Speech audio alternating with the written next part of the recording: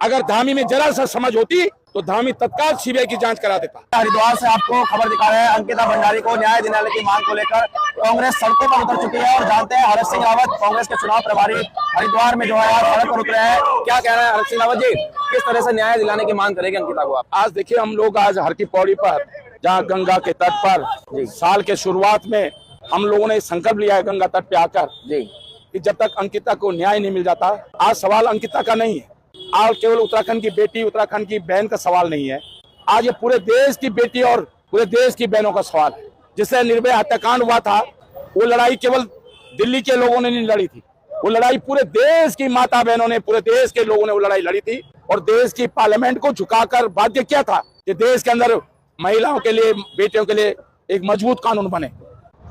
Bharatiya Janata party के चेहरे पर केवल आज कालिक नहीं पुती है, पूरा चेहरा काला है भारतीय जनता पार्टी का। आज उस भारतीय जनता पार्टी को जवाब देना होगा कि आखिर एक लड़की की हत्या होती है, उसको गलत काम करने के लिए बाध्य किया जाता है, और जब उत्तराखंड की टीले रोतोले की धरती की लड़की झांसी की रानी की तरह जब उनके गलत काम में साथ नहीं देती है तो उसकी हत्या कर दी जाती है।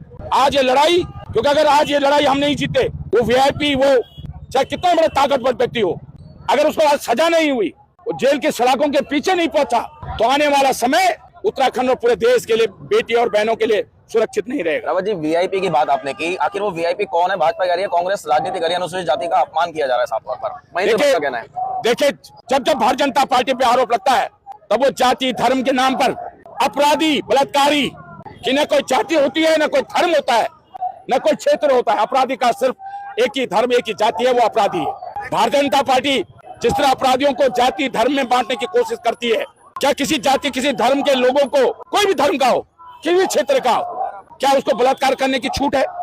क्या किसी लड़की की हत्या करने की छूट है? क्या कानून को अपने हाथ में लेने की छूट है?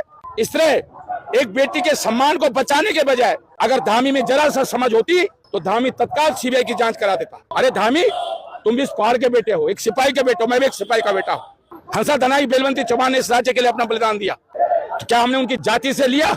हंसा धनाई की जाति के लिए जिसने उत्तराखंड राज्य के लिए अपने प्राणों की आहुति दी, बेलवंती चौहान जिसने उत्तराखंड राज्य के लिए अपने प्राणों की आहुति दी, क्या हमने जाति से लिया?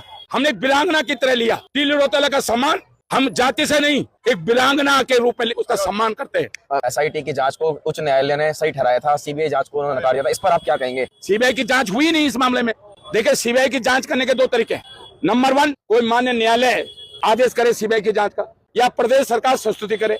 क्योंकि सीबीआई की जांच सही मायने में एसआईटी भी प्रदेश सरकार की, सही तथ्य माने हाईकोर्ट में नहीं रखे गए।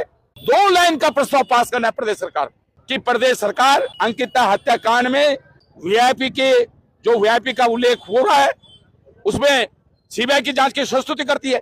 सीबीआई की जांच हो जाएगी, सीबीआई की जांच हो जाएगी। मैं अपना उदाहरण दे रहा हूं, 2003 में मेरे पे उंगली उठी थी, मैंने मंत्री पद से इस्तीफा दिया, सीबीआई की जांच की मांग की, डीएनए टेस्ट की मांग की, और माननीय तिवारी जी से निवेदन किया कि सीबीआई की जांच। उसमें केंद्र में भाजपा की सरकार थी, प्रदेश में कांग्रेस सरकार थी। सीबीआई की जांच हुई।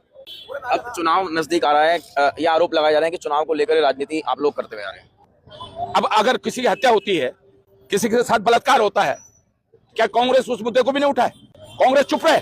हमारी बेटियों के साथ बलात्कार होता रहे, हमारी बेटियों का मर्डर होता रहे, पेपर लीक होता रहे, कांग्रेस का धर्म नहीं है, हमारे जज्बात नहीं है, हम प्रदेश की बेटियों की लड़ाई नहीं लड़ सकते। ये कांग्रेस का कर्तव्य है। और मैं कह रहा हूं आज आपसे, अगर ये कांग्रेस की सरकार भी होती और तो भी अंकिता की हत्या होती, तो भी हम इसी तरह लड़ाई लड़ते, चाहे हमारी सरकार क्यों नहीं होती।